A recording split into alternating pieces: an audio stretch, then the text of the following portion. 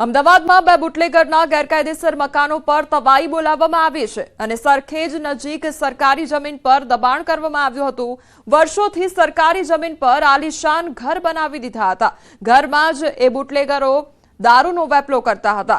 ઉદયસિંહ અને શંકરલાલ નામના બે બુટલેગર સામે પોલીસ ચોપડે અનેક ગુના નોંધાયેલા છે।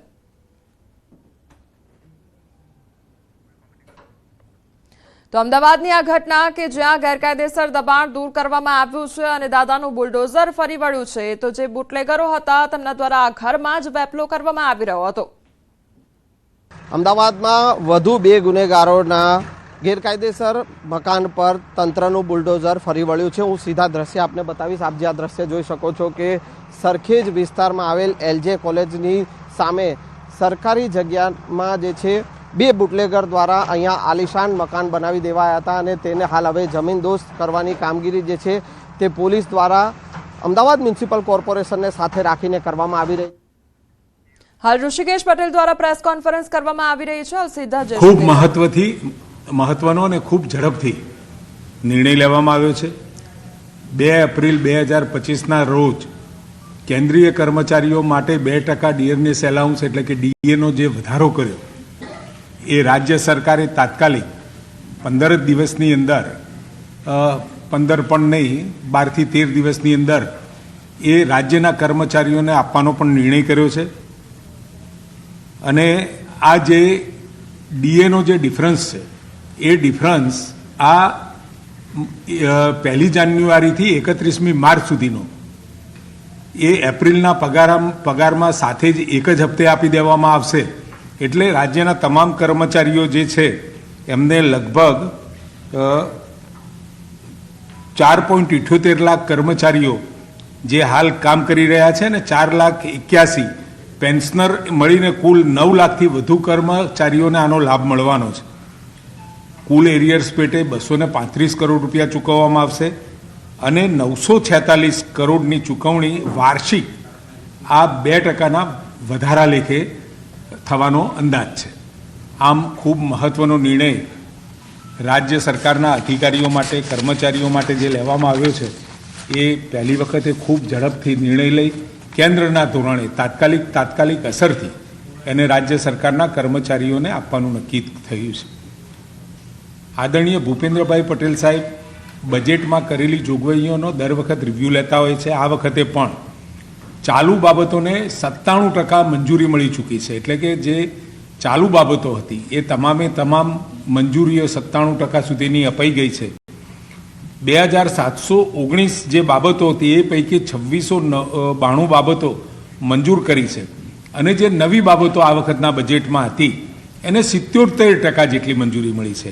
1148 બાબતોમાંથી 883 જેટલી બાબતો તાત્કાલિક મંજૂર થઈ અને હજુ તો એપ્રિલનો 16મી તારીખ છે અને 16મી તારીખ સુધીમાં બજેટ ખૂબ ઝડપથી લોકો માટે વપરાય એટલે મંજૂરીની પ્રક્રિયા પણ આદરણીય ભૂપેન્દ્રભાઈએ ખૂબ ઝડપથી ચાલુ કરી છે।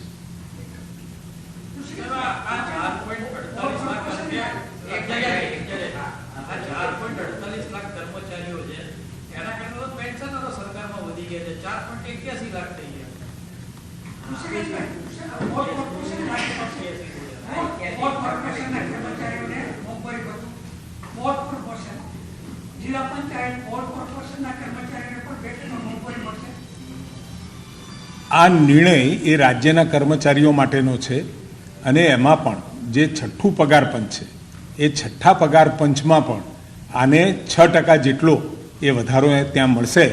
પરંતુ રાજ્ય બોર્ડ કોર્પોરેશનના જેટલા પણ કર્મચારીઓ છે એ બાબતનો નિર્ણય હવે પછી થશે।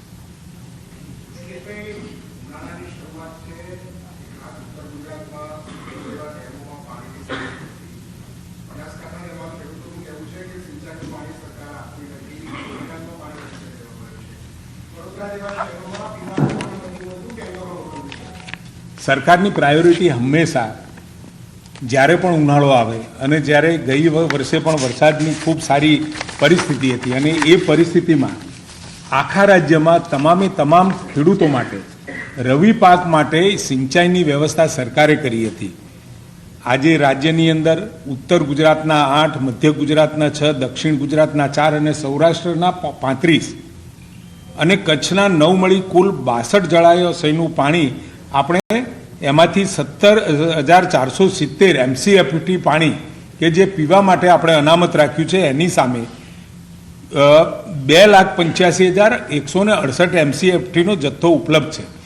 એટલે જ્યાં પણ ઇરિગેશનની વ્યવસ્થાઓ છે અથવા તો જે ઇરિગેશનના કમાન્ડ વિસ્તારમાં આવતા ખેડૂતો અથવા તો એ જિલ્લાઓ કે જ્યાં પાણી આપી શકાય એમ છે ત્યાં તમામ જગ્યાએ પાણી આપવાનો સરકારે નિર્ણય કર્યો છે. 15મી મેથી એ પાણી આપવાનો નિર્ણય કર્યો છે. પરંતુ જે જગ્યાએ જે જિલ્લાને જે ખેડૂતો અને જે ઇરિગેશન યોજનાઓનું પાણી કદાચ એ જળાશયમાં ઓછું હોય તો ત્યાં આગળ પાણી આપવાનું શક્ય ન બને. પરંતુ અત્યારે દરેક જગ્યાએ કદાચ બનાસકાંઠાની અંદર પણ જે ભૌગોલિક પરિસ્થિતિ અને જે નર્મદાના કામો ચાલુ છે એના કારણે પણ કેટલીક મુશ્કેલીઓ છે. પરંતુ શક્ય હોય એટલું ગુજરાતમાં દરેક જગ્યાએ પાણી આપવાની સરકારની તૈયારી છે. અને હાલ 15,720 ગામ, 251 શહેરો અને 372 જેટલી જૂથ યોજનાઓ દ્વારા પીવાનું પાણી આપણે પહોંચાડી રહ્યા છીએ. અને લગભગ 2432 ગામોમાં ભૂગર્ભ જળ આધારિત પણ આપણી યોજનાઓ ચાલુ છે. ત્યાં ભૂગર્ભ જળ દ્વારા એ પાણી આપણે આપીએ છીએ. આમ એકંદરે 207 જળાશયોમાં અત્યારે 55% પાણી છે. એટલે 4,92,165 MCFT પાણી છે. એટલે ગયા વર્ષે જે પરિસ્થિતિ હતી એના કરતાં પણ 6% પાણી વધારે છે અને નર્મદામાં પણ 10% જેટલો પાણીનો જથ્થો વધારે છે.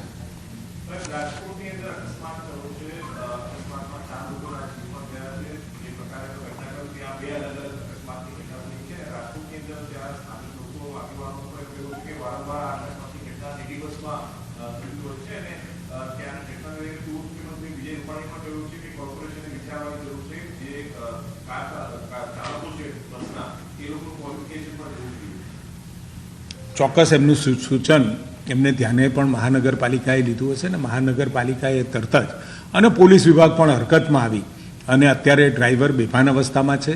એટલે સ્વાભાવિક એના બ્લડ સેમ્પલ ને બધું લઈ અને નશામાં હતા કે નહીં એની તપાસ પણ કરી રહી છે. જેવા ભાનમાં આવશે ટર્મિનેટ પણ એ ડ્રાઈવરને કરી દીધેલો છે. એટલે જેવા ભાનમાં આવશે એટલે એનું બયાન અને તાત્કાલિક એનો પોલીસ કેસ પણ પોલીસે નોંધેલો છે. આ બાબતની તપાસ ચાલુ છે.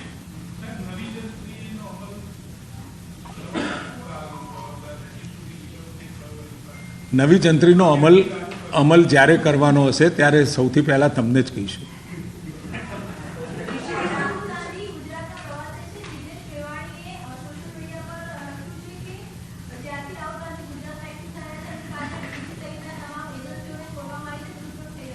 સોરી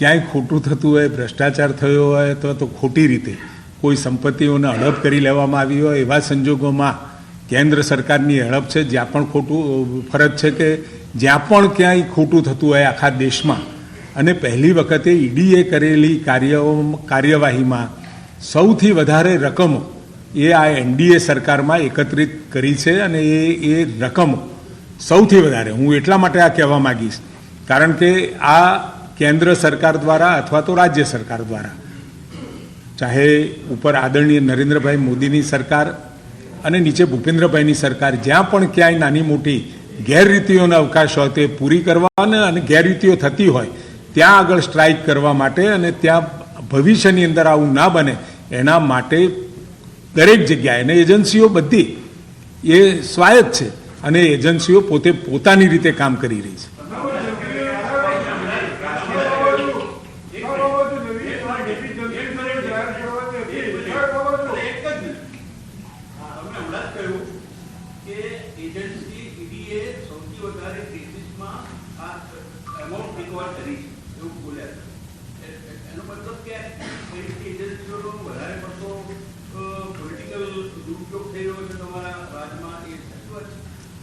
ઈડીનો ક્યારેય પોલિટિકલ દુરુપયોગ નથી થતો, પરંતુ જે લોકો ખોટું કરતા હોય અને રાજકીય રીતે જોડાયેલા હોય એટલે એમને હંમેશા એવું લાગે અને એવો પ્રચાર પણ કરવામાં આવે ને એ પ્રકારનો એક નેરેટિવ સેટ કરવાનો પ્રયત્ન કરવામાં આવે કે અમે રાજકીય છીએ એટલે અમારા વિરુદ્ધ આ બધી કાર્યવાહી કરી.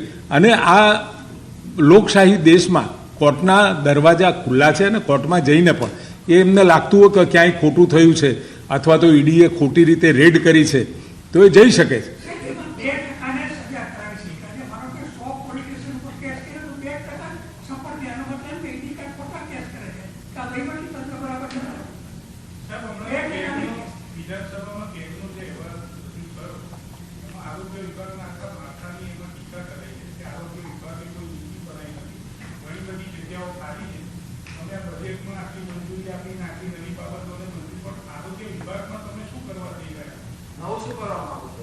આ કેગના રિપોર્ટ પછી અને પહેલાં પણ આ તમામે તમામ જે કેડરો ખાલી છે ભરવાની કાર્યવાહી ચાલુ થઈ છે ને મોટાભાગની જગ્યાઓ. હવે ટૂંક સમયમાં હું તમારા ખૂબ જવાબદારીપૂર્વક કહી રહ્યો છું કે આરોગ્ય વિભાગ દ્વારા પેરામેડિકલ અને મેડિકલ આ તમામ જગ્યાઓ ભરવા માટે સરકાર શક્ય હોય એટલી ઝડપી અને એમાં પણ અમારી પ્રાયોરિટી છે કે જે વિસ્તાર જંગલ વિસ્તાર છે, જ્યાં દરિયાકાંઠાના વિસ્તારો છે અને જ્યાં ડુંગરાળ અને પર્વતીય પ્રદેશો છે એ તમામ જગ્યાએ ખૂબ ઝડપથી આ જગ્યાઓ ભરાય એની સરકારે અત્યારે પ્રક્રિયા ચાલુ કરી છે. પરંતુ ભૂતકાળની અંદર પણ આ જ્યારે હું આ વાત કરી રહ્યો છું એના 2 વર્ષ પહેલાંથી આ જગ્યાઓ ભરવાની ચાલુ થઈ છે અને આ એક સતત ચાલતી પ્રક્રિયા છે. અને ચાલતી પ્રક્રિયામાં એ નિયમિતપણે એ જગ્યાઓ ભરાતી જાય, રિટાયરમેન્ટ આવે, નવી જગ્યાઓ ભરાય, એ આખું સાયકલ નીતિ બની ગયેલી છે. ભરતી માટે કોઈ નીતિ ન હોય, ભરતી માટે તો એટલી જ નીતિ હોય.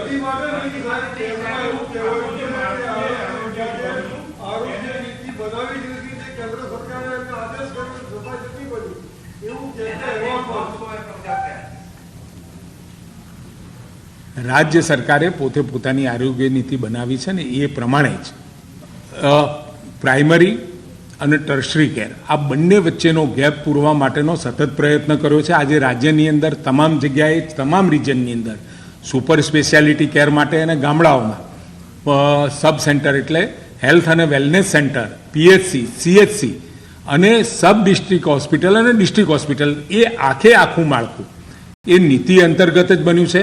અને એ પણ કેવળ 2011ની વસ્તી પ્રમાણે નહીં પરંતુ એ 2024-25ની વસ્તી પ્રમાણે આપણે પીએચસી, સીએચસી, સબ ડિસ્ટ્રિક્ટ હોસ્પિટલો આપણે આખા રાજ્યની અંદર તમામ જગ્યાએ વસ્તીના ધોરણે અને અંતરના ધોરણે આપણે કરવામાં સફળ છીએ.